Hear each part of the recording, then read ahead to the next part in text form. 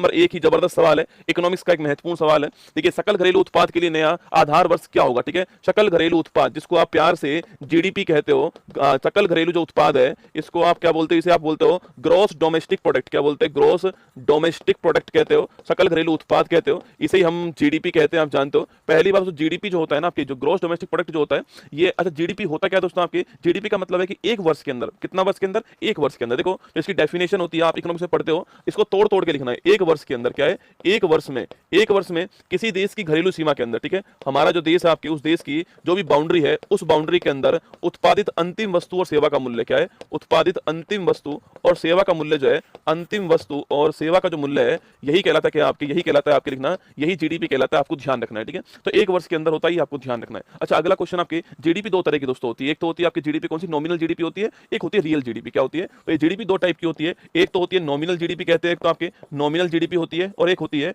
Real GDP होती है, वास्तविक जो जीडीपी है यह होती है। देखो नॉमिनल जीडीपी में आपकी मुद्रास्फीति जो है, जो महंगाई जो है, इसको हम जो है काउंट करते हैं, ठीक है। मुद्रास्फीति को काउंट करते हैं किसके अंदर? नॉमिनल जीडीपी के अंदर। जो महंगाई जो होती है, जो इन्फ्लेशन जो होता है, इसे हम काउंट करते हैं, ठीक है। वहीं जो रियल जीडीपी जो होती है ना आपकी, रियल जीडीपी के अंदर हम किसे काउंट नहीं करते? आपके जो महंगाई जो है इसे हम काउंट नहीं करते हैं, ठीक है। तो महंगाई जो होती है इसे हम काउंट नहीं करते, आपको ध्यान रखना है, रियल जीडीपी के अंदर। दोस्तों यहां पर हम जो है रियल जीडीपी के अंदर हम तुलना करते हैं किससे? आपके किसी ना किसी आधार वर्ष, किसी ना किसी आधार वर्ष जो है इससे हम तुलना करते हैं, ठीक है। यहां पर हम आधार वर्ष लेते हैं और उससे तुलना करते हैं, महंगाई को इसमें काउंट नहीं करते हैं। अभी तक जो हमारा आधार वर्ष था आपके, अभी तक जो था हमारा वो क्या था? अभी तक हमारा 2011-12 जो है ये हमारा आधार वर्ष था, ठीक है। अभी तक हमारा 11-12 जो है ये हमारा जीडीपी का बेस ईयर था, आपको ध्यान रखना है। पर आप ध्यान रखिएगा अब आने वाले टाइम में आपके 2026 से, कब से? 2026 से जो हमारा नया आधार वर्ष होने वाला है, नया जो आधार वर्ष होगा यह होने वाला है आपके, यह होने वाला है 2022-23। क्या होगा? 2022-23 जो है ये हमारा आधार वर्ष होगा, आपको ध्यान रखना है। अच्छा आप में से कौन बताएगा मुझे